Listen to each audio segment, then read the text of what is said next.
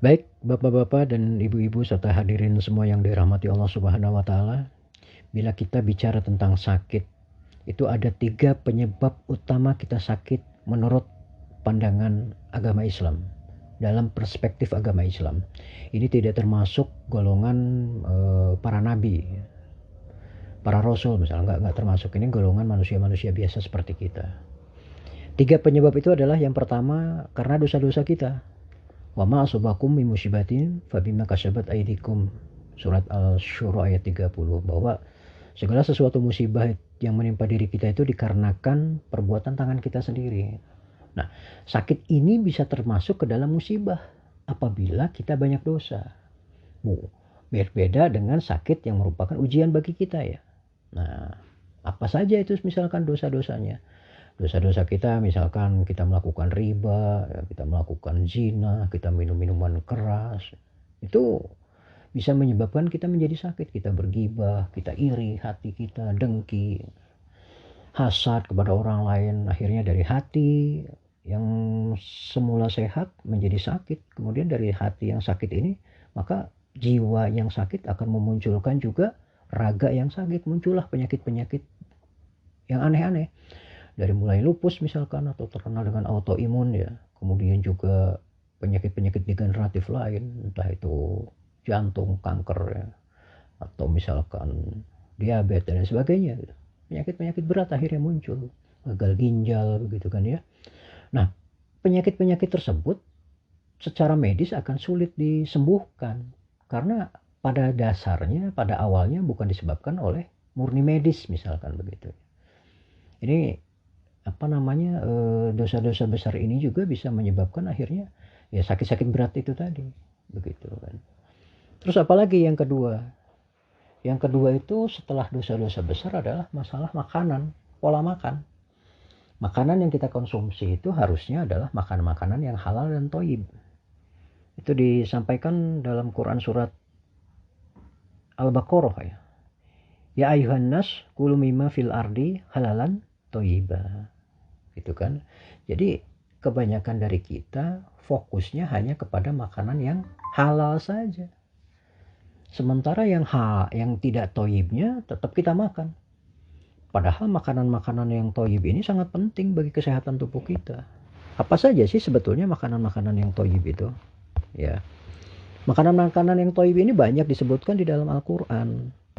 Baik di dalam Al-Qur'an maupun juga di hadis-hadis Rasulullah. Misalkan kurma. Kurma disebutkan di dalam Quran surat Maryam ayat 25 sampai 26 kalau nggak salah. Kemudian tentang minyak zaitun, buah delima, buah anggur, buah tin, itu juga disebutkan di dalam Al-Qur'an, Quran surat Al-An'am ayat 99. Buah labu ya, asofat 146, iya 146 tuh asofat. Lalu dalam surat Al-Waqiah ada disebutkan tentang buah pisang ya. Madu dalam Quran surat An-Nahl ayat 69. Lalu ada air hujan juga. Air hujan juga menyembuhkan. Itu dijelaskan dalam Quran surat Al-Anfal ayat 11. Ya. Jadi ya kalau misalkan begini ya. Kita ini hujan-hujanan. Justru dengan hujan-hujanan itu kita sakit. Itu bukan karena masalah air hujannya yang bermasalah. Tapi karena tubuh kita ada racun. Sehingga ketika kena air yang suci dan menyucikan, yaitu air hujan, tubuh kita ini bereaksi, racun kita itu bereaksi, begitu. Akhirnya jadilah sakit ya. Kemudian apalagi ada lagi air zam-zam ya, ada lagi habatus sauda atau jintan hitam ya. Ada lagi yang namanya susu kambing ya. Susu kambing kalau dicampurkan dengan madu itu akan meluruhkan racun-racun, sisa-sisa racun di dalam tubuh kita.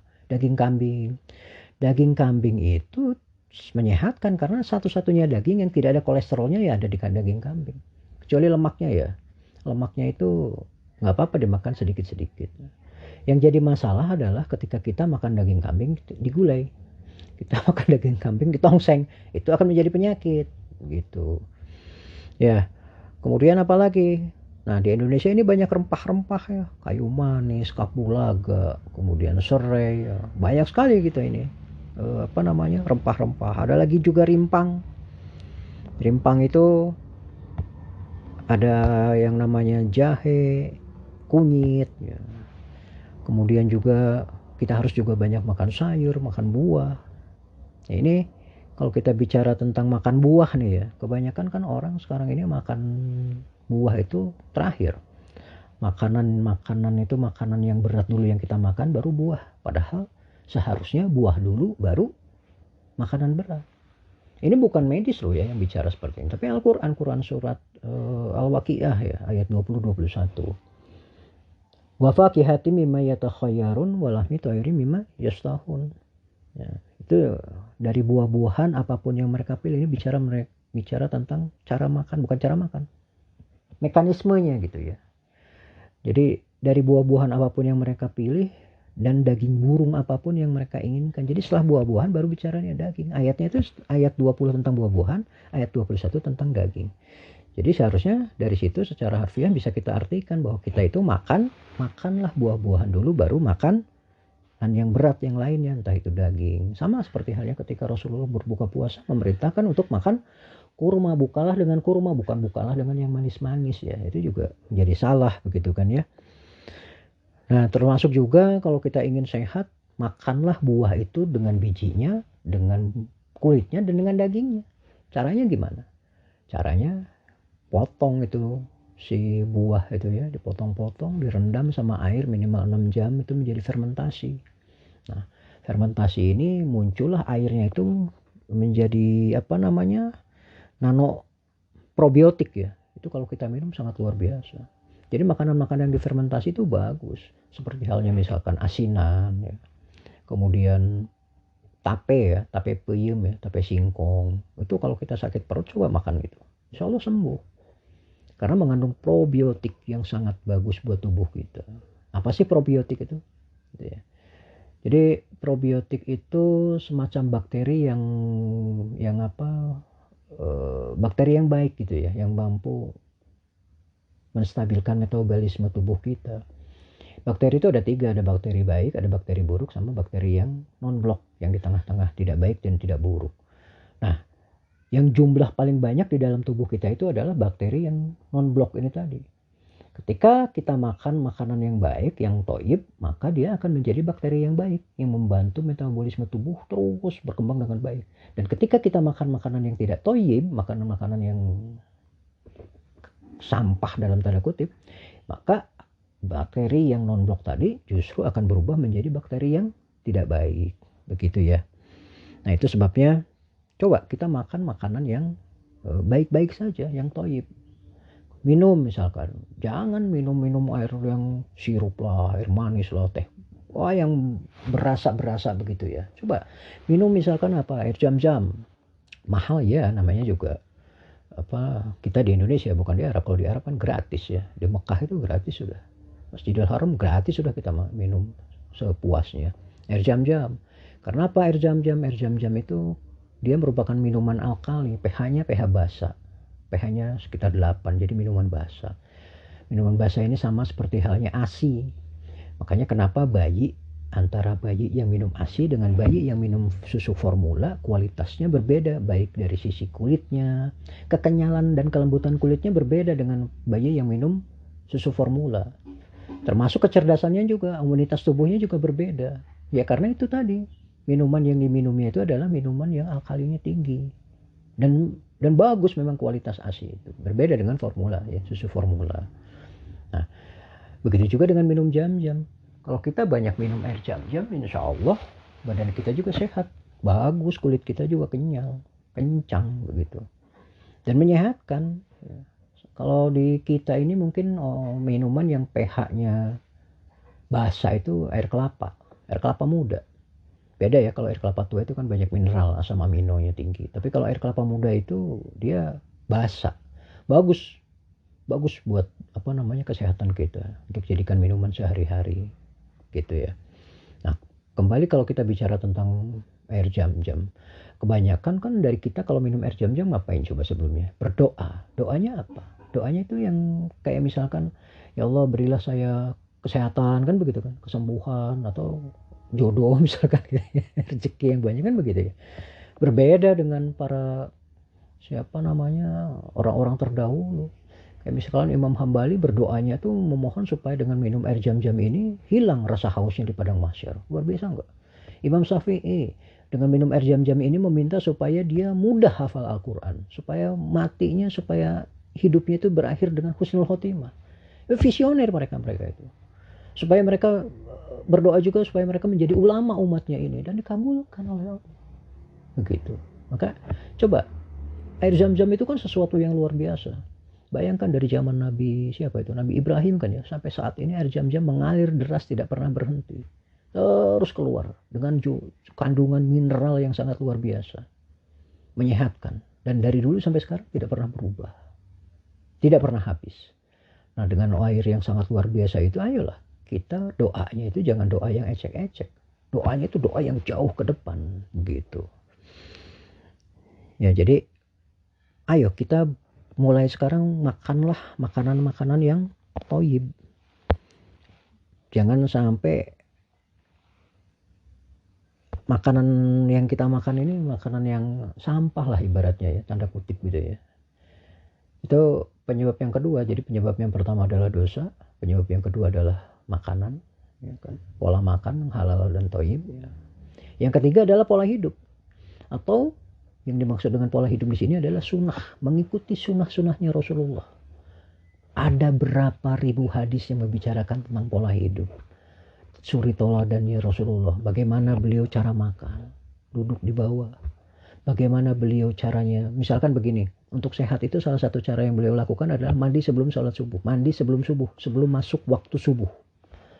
Sementara sebagian orang sekarang ini bilang, jangan kalau mandi waktu subuh itu, apalagi pakai air dingin bakalan sakit. Padahal Rasulullah mencontohkan mandi dengan air dingin di waktu sebelum masuk subuh, menyehatkan. Terus yang kedua apalagi? Lapar, biasakan lapar. Bukan dibiasakan kenyang. Orang yang kenyang, yang sering kenyang malah justru menjadi banyak sakitnya. Orang yang sering lapar justru menjadi sehat.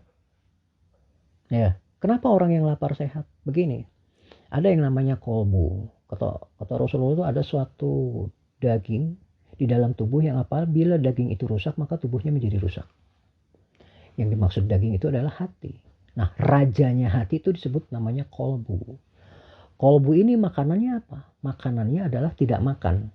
Artinya kolbu ini membutuhkan makanan dalam kondisi tidak makan tadi, lapar tadi itu.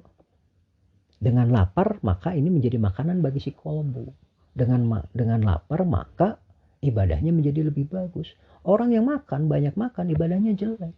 Imunitasnya turun. Makanya orang-orang yang banyak makan, orang-orang yang kekenyangan, orang-orang yang senang-senang, biasanya banyak sakitnya, berbeda dengan orang yang sedikit makan, orang yang lapar. Begitu ya. Itu contoh yang kedua, pola hidup. Apalagi, misalkan begini, pola hidup. Rasulullah menyampaikan kalau kita makan, perut kita itu harus hanya diisi sepertiga oleh makanan, sepertiga oleh minuman, sepertiga lagi untuk udara. Jangan menjadi kekenyangan. Nah, itu ditransform oleh ahli gizi menjadi hitungan kalori. Misalkan begini, kita butuh kalori dengan kondisi kita, usia kita, berat badan kita, aktivitas kita 2200 kalori. Dihitung. Ini hitungannya. Makan nasinya sekian, makan lauknya sekian, makan minum ini dan lain sebagainya kayak begitu. Susah. Pusing. Rasulullah sudah memberi petunjuk. Makanlah sepertiga isi perut itu untuk makanan, sepertiga untuk minuman, sepertiga lagi untuk udara. Sudah. Jadi makan jangan sampai kenyang, berhenti sebelum kenyang. Dan makanlah ketika lapar, berhentilah ketika sebelum kenyang. Itu udah petunjuk dari Rasulullah. Ya, ini pola hidup. Kemudian apalagi misalkan berkaitan dengan puasa. Ya kan? Kalau kita bicara tentang puasa itu kan begini. Banyak kok yang bilang katanya puasa itu menyehatkan, tapi kok kita ini berpuasa tetap sakit. Ya iya, nggak sakit gimana?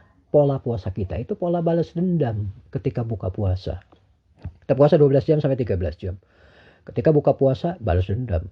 Sirup, kolak, ya, minuman yang manis, entah teh manis, entah kopinya, ya, kemudian juga ditambah makanan lauk-lauk yang luar biasa, entah itu ada gulai kambing misalkan begitu ya, dan sebagainya.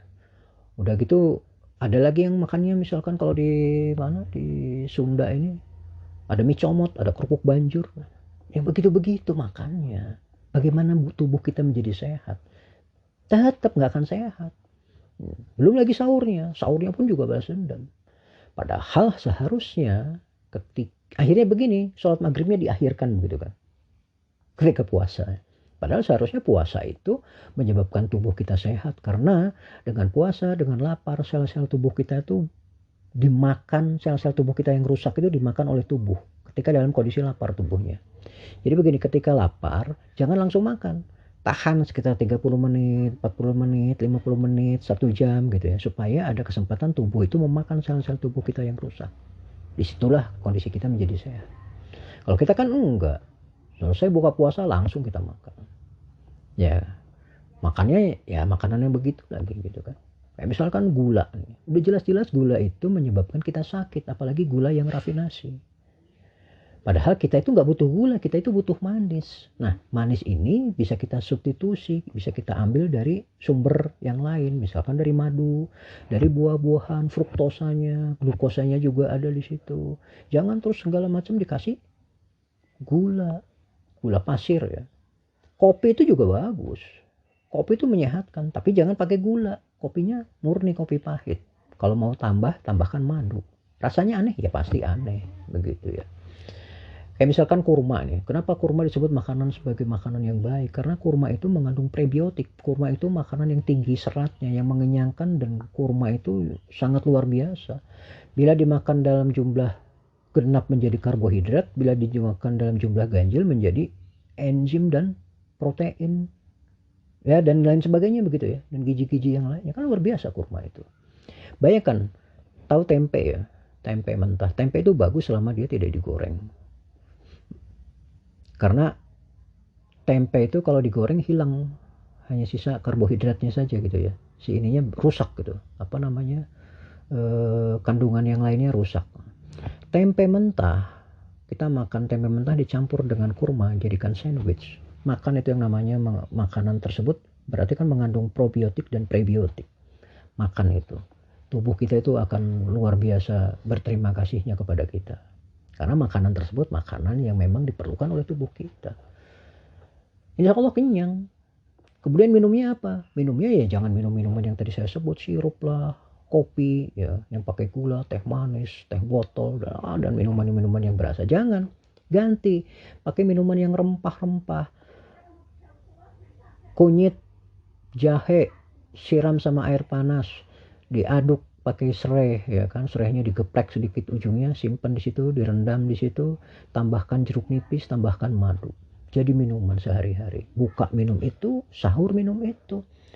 Begini ya, segala sesuatu makanan ataupun minuman yang ditambahkan madu ataupun jeruk nipis itu khasiatnya naik menjadi 2 kali lipat. Karena sifat daripada manfaat daripada madu dan manfaat daripada si jeruk nipis ini itu merupakan boost up dari sebuah minuman ataupun makanan. Makanya kalau kita lapar nih, ada buah-buahan misalkan nanas gitu ya, potong-potong nanas itu, siram sama madu, aduk makan. Cobain, bener deh, nikmatnya luar biasa ya. Jangan langsung makan yang aneh-aneh begitu kan, bakso puk nggak apa-apa. Tubuh kita sekali-sekali makan makanan seperti itu tidak apa-apa, tapi jangan dijadikan menjadi kebiasaan. Kita balik pola hidup kita yang selama ini mungkin 80% kita makan makanan yang seperti itu ya, sementara yang 20%-nya adalah makanan yang sehat. Nah sekarang kita balik, 80%-nya makan makanan yang sehat, yang 20%-nya makan makanan yang seperti itu. Ini pola hidup kita loh ya. Jangan sampai kita kerja mati-matian dari usia muda sampai usia tua, uangnya terkumpul habis hanya untuk berobat di masa tua. Karena apa? Karena pola hidup kita, karena pola makan kita, karena dosa-dosa kita.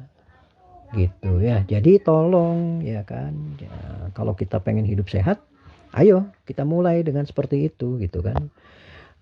Kita mulai dengan membuat diri kita, tubuh kita itu nyaman, tubuh kita itu enak. Jadi gini, tubuh kita itu kan adalah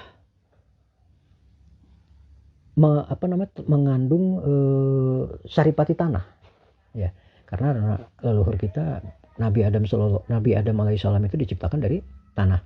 Nah, karena mengandung saripati tanah, maka kita sangat cocok dengan segala sesuatu makanan yang berhubungan dengan tanah.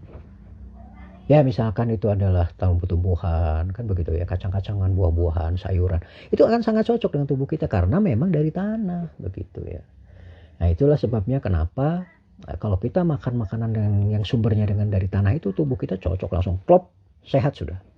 Begitu. Sama halnya dengan madu. Kenapa madu itu dikatakan sebagai makanan yang luar biasa? Allah itu menurunkan obat ada dua macam. Yang pertama adalah dari langit itu Al-Quran, yang dari bumi itu adalah madu. Ya. Begini, madu itu dalam surat An-Nahl ayat 69 itu disampaikan bahwa mereka itu diwahyukan oleh Allah untuk mencari makanan sari-sari pati, tanaman yang bagus-bagus, sari-pati tumbuhan yang bagus-bagus, begitu kan. Nah, madu ini itu kan mereka itu lebah itu mengisap sari-sari pati makanan dari beberapa pohon, beberapa tumbuhan. Lalu datang ke sarang, di sarang itu juga diolah lagi oleh mereka dan jadilah yang disebut madu. Madu ini berarti dari beberapa jenis tumbuhan, inti sarinya, saripati beberapa jenis tumbuhan. Itu sebabnya kenapa madu itu bagus buat kita, bagus buat metabolisme kita, dan itu menjadi enzim bagi tubuh kita. Begitu. Itu terkait pola hidup ya. Ada lagi misalkan orang yang suka tidur nih. Tidur pada subuh, tidur pada asar itu menyebabkan imunitas tubuh menjadi menurun. Termasuk juga menyebabkan dungu ya. Jadi orang-orang yang suka tidur pada asar itu menyebabkan orang-orang tersebut dungu. Blow on gitu ya, bahasa keren gitu. Jadi jangan dibiasakan pada asar tidur atau pada subuh tidur ya. Itu nggak bagus juga buat kesehatan. Nah, selain itu kalau kita bicara tentang pelanggaran-pelanggaran sunnah, banyak sekali orang-orang yang melakukan pelanggaran sunnah saat ini. Misalkan tangan kiri ya digunakan untuk makan. Saya yakin semua orang pernah makan menggunakan tangan kiri. Contohnya gini, makan nasi, sayur, lauk pauk pakai kerupuk. Kerupuknya di tangan apa? Tangan kiri biasanya. Makan gorengan, lalu pakai cabai rawit, pakai cengek kalau di Sunda itu ya. Itu megang cabai rawitnya di tangan apa? Tangan kiri.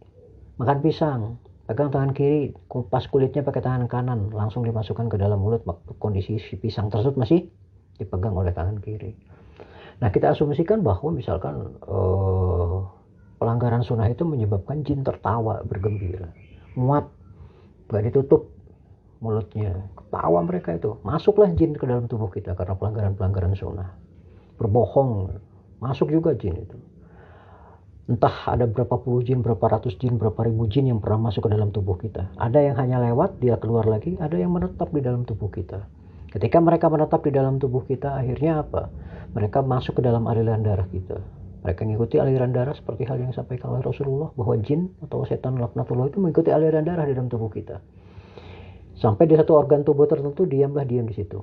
Misalkan bagi dia nyaman dia diam di jantung, maka dia lama di jantung, dia gerokoti jantung, muncullah yang namanya penyakit jantung.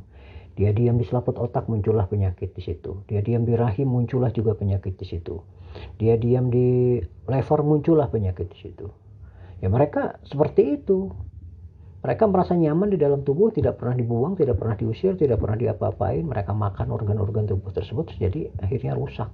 Nah, muncullah penyakit-penyakit berat. Ketika penyakit-penyakit tersebut oleh medis diobati, susah sembuhnya. Karena intinya bukan sekedar medis ya, tapi ada dosa-dosa yang dilakukan, baik dosa kecil maupun dosa besar, belum ditobati. Ya memang sangat berbeda ya sudut pandang antara penyakit dalam perspektif Islam dan perspektif medis modern. Berbeda, coba aja kita lihat. Segala sesuatu yang sesuai dengan perspektif agama Islam, pasti medis barat itu bertolak belakang 100%. Contohnya orang yang kena penyakit mah, medis barat melarang untuk berpuasa. Padahal dalam Islam berpuasa itu bisa menyembuhkan orang yang sakit mah. Kan begitu ya.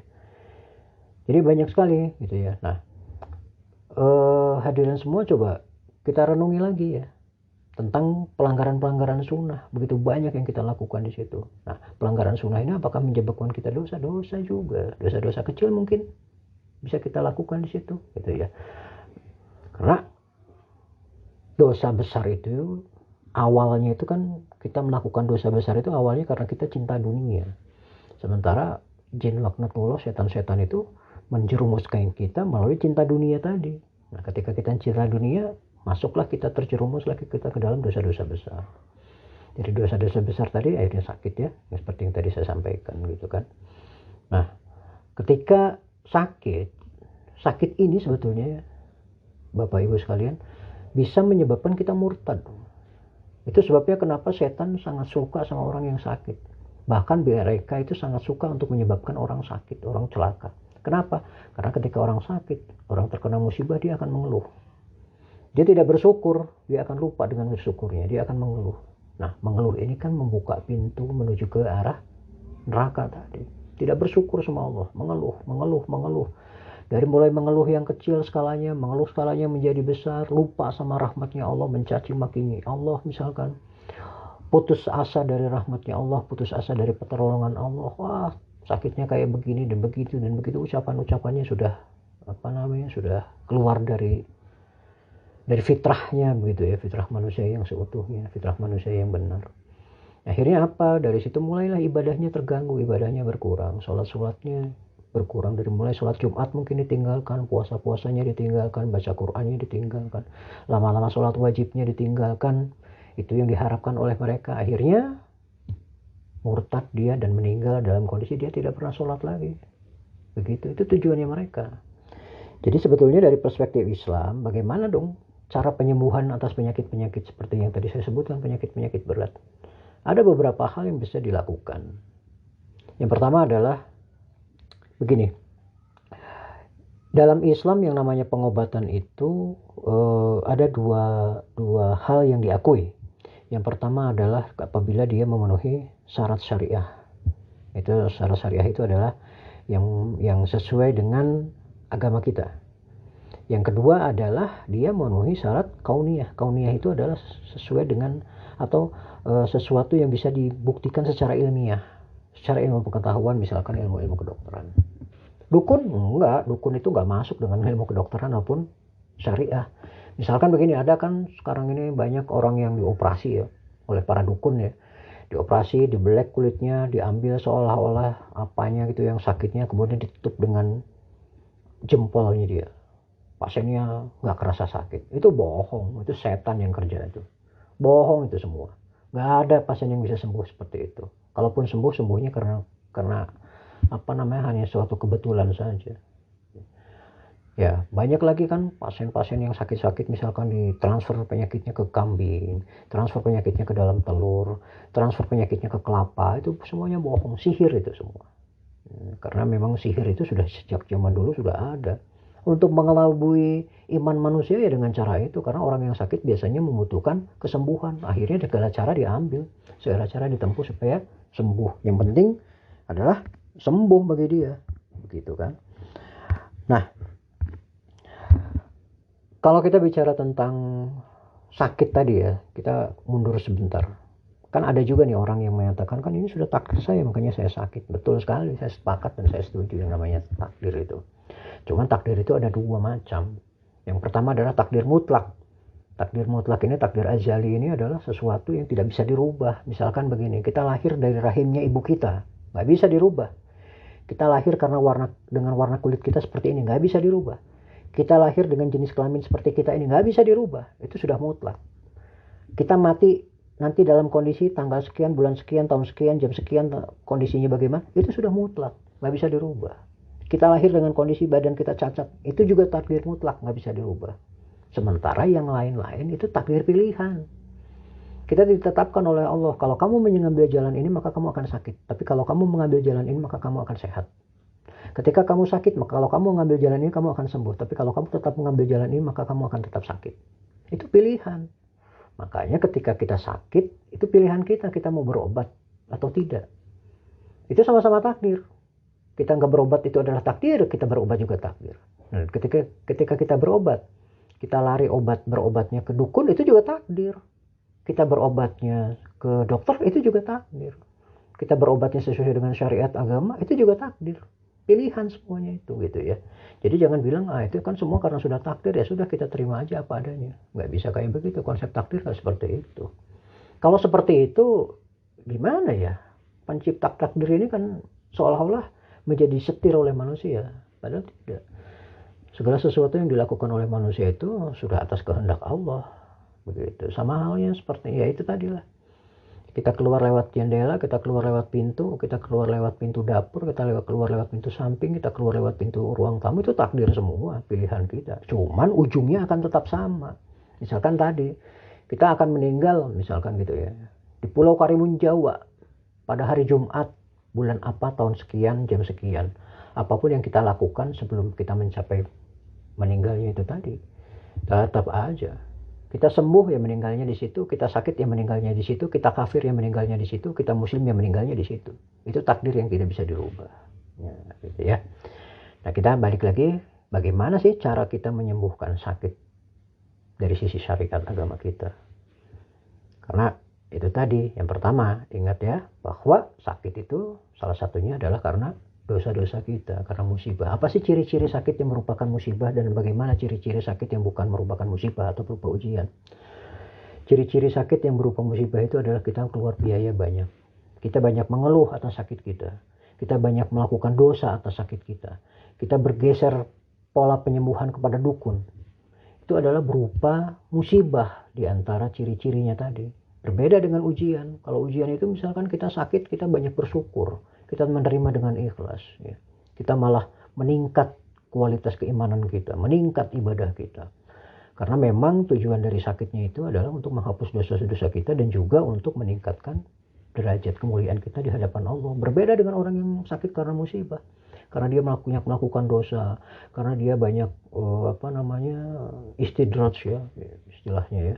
Atau dia banyak makan makanan yang haram, korupsi, mencuri, membunuh, zina, dan sebagainya begitu ya. Nah ini ditegur sama Allah. Akhirnya menjadi sakit. Nah kemudian bagaimana dong penyembuhannya? Ingat, segala sesuatu kenikmatan itu hilang karena dosa-dosa kita. Maka untuk mengembalikan kenikmatan itu, satu-satunya cara adalah dengan cara bertobat. Nah, untuk menyembuhkan sakit-sakit itu tadi, lakukanlah taubat. Yang pertama yang harus dilakukan adalah taubat itu tadi. Taubat nasuha, baik taubat nasuha mutlak maupun taubat nasuha muqayyad atas seluruh dosa-dosa. Satu-satu kita sebutkan. Ada beberapa jamaah yang pernah kita bimbing untuk melakukan melakukan taubat muqayyad. Itu alhamdulillah mereka menjadi rasa lebih enak, lebih ringan dan sembuh sakit-sakitnya begitu ya. Setelah kita bertobat, kita muhasabah diri. Ya, kita bermuhasabah, coba bisa dilihat di surat Al-Hasyr itu ada perintah muhasabah. Wajib hukumnya berarti kita muhasabah. Muhasabah terhadap hubungan kita dengan Allah, hubungan kita dengan manusia, dan juga terhadap sumber rezeki kita, pendapatan kita. Apakah haram, halal? Jangan sampai haram, halal, hantam. Ya. Hati-hati itu ya. Subhat aja kita harus dihindari, apalagi haram. Setelah muhasabah, apa lagi yang harus dilakukan? Coba lakukan yang namanya tazkiyatun nafs. Tazkiyatun nafs kita lakukan, pembersihan diri kita lakukan. Ya, kemudian setelah itu kita lakukan yang namanya re-engineering ibadah, kita rekayasa ulang ibadah kita, perbaiki sholat mandi junub kita. Jangan-jangan selama ini mandi junub kita salah sehingga sholat ibadah kita nggak pernah diterima. Wudhu kita perhatikan, jangan-jangan juga wudhunya salah. Perhatikan juga arah kiblat kita, jangan-jangan arah kiblat kita bergeser dari yang seharusnya, sehingga kita tidak menghadap kiblat, tidak menghadap kepada Ka'bah atau tidak menghadap ke arah Jazirah Arab. Kita malah menghadapnya ke Spanyol misalkan, kita menghadapnya ke Madagaskar misalkan, itu udah salah semua gitu ya. Kita perbaiki juga Al-Fatihah kita, tempat sholat kita bersih nggak dari najis ya. Coba itu dikupas lagi begitu kan. Setelah selesai itu perbaiki ibadah kita, sholat kita diperbaiki terutama Al-Fatihahnya, karena Al-Fatihah salah, sholatnya tidak sah ya. Setelah itu baru masuk lagi ke yang lain, misalkan baca Quran sebanyak-banyaknya. Tembus batas kemalasan kita, tembus batas kemampuan kita. Selama ini kita hanya baca sanggupnya 1 juz, tembus menjadi 2 juz dalam satu hari. Tembus lagi 3 juz, tembus 4 juz. Terus nambah terus begitu ya. Ru'yah, jangan lupa di ru'yah. Kan ingat ya, Al-Quran itu adalah penyembuh. Al-Quran itu bukan hanya sekedar obat. Obat itu sifatnya trial and error. Tapi kalau Al-Quran itu pasti menyembuhkan selama kita percaya. Allah berfirman, "Wa nunajjilu minal Qur'ani ma huwa shifaa'un wa rahmatul lil mu'minin wa la yajidud dhalimina illa khasara." Ya. Bahwa Allah itu menurunkan Al-Quran bukan hanya sekedar sebagai bukan apa namanya, Allah itu menurunkan Al-Quran sebagai ini penyembuh, sebagai syifa dan sebagai rahmat gitu kan. Tapi hanya berlaku bagi orang-orang beriman. Orang yang nggak beriman, artinya nggak beriman itu apa, nggak percaya bahwa Al-Quran itu bisa menyembuhkan, ya goodbye, nggak akan bisa sembuh dia. Selama Al-Quran tidak bisa menyembuhkan penyakit dia, maka tidak ada satupun obat di dunia ini yang bisa menyembuhkan dia. Obat di dunia ini ada dua macam. Yang diturunkan oleh Allah dari langit adalah Al-Quran, yang dikeluarkan dari bumi adalah madu. Itu sebabnya madu itu juga bagus buat penyembuhan. Nah, setelah kita baca Quran, setelah kita diru'yah, ya, lakukan bekam. Begini, hubungan antara puasa dengan bekam nih ya. Termasuk juga salah satu pola penyembuhan itu adalah dengan cara berpuasa, jangan terlalu banyak makan. Ya, tadi kan sudah kita sebutkan ya. Ini begini, puasa 30 hari nih, kita tetap makan kita ini nggak bagus. Tetap aja kolesterol tinggi, lemak tinggi yang kita makan. Selesai itu ada lebaran. Allah kasih lagi senjata yang namanya puasa Syawal. Puasa Syawal selama 6 hari. Makannya masih tetap terganggu karena masih ada hidangan-hidangan lebaran yang sayang kalau dilewatkan begitu saja. Akhirnya bukanya makan itu. Sahurnya juga pakai makanan tersebut. Opor lah ya, sambal goreng, santan ini semua dan sebagainya dimakan. Setelah itu masih juga melakukan itu, dikasih lagi puasa yang namanya puasa Senin Kemis. Nah, puasa Senin Kemis lah, makan lagi juga. Nggak sehat juga. Dikasih lagi yang namanya puasa Ayyamul Bid, tengah bulan 13, 14, 15 Hijriah. Ayyamul Bid. Nah, tadi kan kita bicara tentang proses sel-sel tubuh kita yang mati itu dimakan oleh tubuh. Nah, sel-sel yang mati ini berlaku atau berlangsung per 12 hari sekali. Dan peluruhan atau di pemakanan sel-sel tubuh yang sudah rusak ini puncak-puncaknya terjadi tengah bulan. Makanya kenapa ada puasa Ayyamul Bid. Nah, puasa Ayyamul Bid ini adalah membantu mengoptimalkan peluruhan sel dan pemakanan sel tadi. Luar biasa tidak? Akhirnya setelah selesai puasa Ayyamul Bid tanggal 15 Hijriah, kita berhenti sejenak tanggal 16-nya, tanggal 17-nya kita dibekam. Ketika sel-sel tubuh kita yang rusak-rusak tadi sudah luruh, sudah dimakan, terkumpul di bawah kulit, dibekam tanggal 17-nya. Keluar itu semua darah-darah kotornya. Sehat tubuh kita. Ya. Itu sebabnya kenapa puasa kita di bulan Ramadan itu 30 hari. Karena itu tadi hitungan sederhananya, per 12 hari itu adalah peluruhan sel, maka kalau 365 dibagi 12 itu sama dengan 30,4 atau 30 hari. Itu sebabnya kenapa puasa Ramadan 30 hari. Nah, salah satu pola pengobatan adalah dengan cara dibekam. Kalau kita kena stroke ya kan, kena diabetes segala macam, kan di fasdu, gagal ginjal misalkan kita di fasdu. Herbal, ruqyah, bekam atau fasdu. Insya Allah dengan kayak begitu sembuh penyakit-penyakit yang kita idap. Karena kalau kita misalkan gagal ginjal, sudah cuci darah, sangat jarang orang yang sudah cuci darah bisa sembuh dari sisi medis. Begitu juga orang yang kena jantung, sangat jarang orang yang bisa sembuh kena jantung koroner itu. Pasti dipasang ring. Begitu juga orang yang diabetes. Diabetes itu harus minum obat seumur hidup untuk dia terjaga yang namanya gula darahnya. Coba dengan puasa. Puasa yang benar ya. Puasanya sampai 15 jam. 18 jam. Itu akan terjadi yang namanya pemakanan sel-sel rusak. Sel-sel tubuh kita yang rusak dimakan. Ketika puasa, kemudian kita kurangi makan, ya. Setelah kurangi makan, maka lemak akan turun, ya, fat burn-nya itu akan terjadi. Ketika lemak turun, maka stres pada sel-sel tubuh kita itu akan menurun. Nah, ketika stres pada sel-sel tubuh kita menurun, maka berikutnya adalah wajah kita akan menjadi kenyal, glowing. Nggak usah itu yang namanya perawatan, kena tasa. Ya. Setelah glowing dari situ maka muncullah yang namanya hormon-hormon tubuh kita itu yang diperbaharui. Bukan hormon yang baru ya, tapi hormon yang sudah lama rusak diperbaharui muncullah. Maka dari situ metabolisme tubuh kita akan kembali normal, kembali sehat. Nah, kalau sudah kayak begitu, sudah orang-orang yang misalkan Mandul insya Allah sudah nggak akan mandul lagi.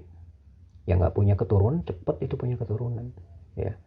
Apalagi berikutnya pola-pola penyembuhan menurut agama Islam, tahajud. Karena tahajud itu terbukti dia itu menambah imun tubuh, memperkuat imun tubuh. Sementara baca Quran itu terbukti memperbaiki sel-sel tubuh yang sudah rusak, termasuk juga mengganti sel-sel tubuh yang sudah mati. Makanya orang yang sering baca Quran sehat dia dan tidak pikun. Dan segala macam penyakit insya Allah bisa sembuh dengan baca Quran. Dan itu sudah saya buktikan ketika saya kena kanker. Kanker paru-paru saya banyak baca Quran, saya diruqyah dan alhamdulillah sembuh. Gejala kanker getah bening yang katanya kanker getah bening, yang katanya tumor dan sebagainya, kata dokter divonis seperti itu. Akhirnya saya banyak baca Quran, saya ruqyah juga. Dan terbukti negatif. Ya. Ketika kanker dicek, akhirnya sembuh 100%. Ketika itu kanker paru 2017. Kemarinnya kena divonis kanker getah bening, tapi ternyata negatif, tidak ada itu kanker getah bening. Jadi itulah ya pola-pola penyembuhan dalam Islam sederhana sebetulnya, semuanya sudah tersedia, tinggal kita mau melakukan apa tidak, dan nol budget, nggak perlu biaya. Kalaupun keluar biaya, biayanya murah, hanya makan makanan yang sehat aja seperti yang tadi saya bilang, kurma begitu kan, jam-jam, dibandingkan dengan kita berobat. Walaupun sekarang ada BPJS, tetap aja yang namanya sakit walaupun pakai BPJS, badan kita ini kan diodel-odel segala macam, tidak ori lagi, jadi KW kesannya badan kita gitu ya. Kemudian apalagi kalau sudah itu ya, cobalah yang namanya satu lagi sih ya, salah satu lagi yang dahsyat itu adalah infak. Keluarkan infak yang terbaik, gedor pintu langit dengan infak kita. Bagaimana sih cara menggedor pintu langit itu dengan infak kita? Kalau kita berinfak kepada orang lain, misalkan kepada katakanlah tukang beca gitu ya, di pinggir jalan kita datangin, kita kasih 5.000 rupiah, apa yang dia sampaikan sama kita? Oh terima kasih, matur nuhun, paling begitu. Coba kita kasih uang dia itu 300.000 atau 500.000, maka dia akan berlinang air matanya. Ketika berlinang air matanya, dia akan berdoa. Doanya pasti dengan penuh keikhlasan, dan ketika doanya itu penuh ikhlas, itu pintu langit akan tergedor sama doanya dia. Terbuka pintu langit untuk kita. Apapun doa dia untuk kita akan dikabulkan. Itulah bagaimana cara kita berinfak dengan apa, supaya pintu langit itu bukan diketuk ya, kita gedor gitu kan. Kalau ketuk mah kesannya aduh gimana gitu ya. Itu kan infak biasa gitu kan, diketuk pelan-pelan gitu. Ayo kita gedor infaknya itu. Berani nggak kita punya penghasilan 10 juta, misalkan kita berinfak 2,5 juta, 3 juta. Ingat loh ya, cinta dunia itu salah satu cirinya adalah ketika, jadi begini, yang namanya infak itu kita harus menembus batas kebakilan kita, batas pelitnya kita. Bagaimana sih ciri-cirinya kita pelit? Ciri-cirinya begini, kalau kita berinfak 5.000 rupiah, maka kita punya perasaan, misalkan rasanya seperti X gitu ya, berinfak 5.000 rupiah. Ketika kita berinfak 200.000 rupiah, rasanya pun harus sama seperti X tadi. Ketika kita berinfak 500.000 rupiah, rasanya pun harus sama seperti X tadi. Tapi ketika berubah rasanya, maka itu tandanya bahwa kita masih bakil, masih cinta dunia. Infak 5.000 sama infak 500.000, senyumnya beda. Ada perasaan aduh nyesel, ada perasaan aduh sayang. Itu masih pelit kita masih cinta dunia, kita masih bakil. Kalau kayak begitu masih susah untuk sembuh ya. Maka bersedekah, berinfak itu harus tembus yang namanya level kebakilan kita itu harus ditembus. Jadi sudah lupa itu sama yang namanya cinta dunia ya. Nah itulah apa namanya beberapa cara supaya kita sembuh dari sakit yang kita idap, atau beberapa cara yang justru juga bisa menghindari kita dari sakit yang mungkin ditakdirkan oleh Allah bahwa kita akan sakit keras, sakit parah karena kita melakukan beberapa hal tadi. Allah memberikan takdir yang lain, menjadi sehat terus begitu kan ya. Sama seperti halnya yang dulu zaman Nabi Musa ya. Dia orangnya miskin, sangat miskin, sampai minta kepada Nabi Musa supaya minta didoakan pada Allah agar diberi kaya setahun saja. Akhirnya Nabi Musa berdoa untuk mereka, suami istri itu, dan Allah kabulkan. Baik, saya beri dia 1 tahun kekayaan. Dan apa yang dilakukan oleh suami istri tersebut? Selama setahun dia berinfak. Karena dia berpikir, mereka berpikir, Kita sudah biasa miskin dengan harta sebanyak ini, maka kita infakkan sebanyak mungkin. Infakkan. Sampai bertahun-tahun, sampai akhirnya Nabi Musa bingung. Karena melihat setelah sekian belas tahun mungkin si suami istri itu kok nggak miskin-miskin katanya. Berdialog lagi sama Allah, ya itu tadi. Memang takdirnya dia itu kayaknya cuma setahun. Tapi ada takdir yang lain. Apabila dia melakukan infak, maka kekayaan tersebut akan berlanjut terus. Dan itu yang dipilih oleh mereka. Takdir melakukan infak sehingga kekayaan mereka terus-terusan bertambah. Begitu pula dengan kita. Takdir kita harus sehat dengan infak. Lakukan infak karena kita tidak pernah tahu takdir kita itu sembuhnya dari mana. Apakah melalui sholat tahajud, apakah melalui sholat duha, apakah melalui makanan, memberi makan kucing, apakah berinfak kepada ustadz, apakah berinfak kepada orang-orang fakir, orang-orang miskin, ya. Apakah harus mengeluarkan infak 1 juta secara akumulasi? Apakah harus mengeluarkan infak 10 juta? Apakah harus melakukan puasa? Atau berobat dengan cara diruqyah, membaca Quran yang banyak, sholat, berhaji misalkan, umroh, kita nggak pernah tahu. Upayakan semuanya. Tapi jangan mengupayakan berobat ke dukun, berobat dengan cara operasi yang aneh-aneh, ya, berobat dikasih bacaan-bacaan yang tidak sesuai dengan syariat. Berobat ya berobatlah dengan sesuai dengan misalkan syarat kauniyah tadi ke kedokteran, nggak apa-apa begitu ya.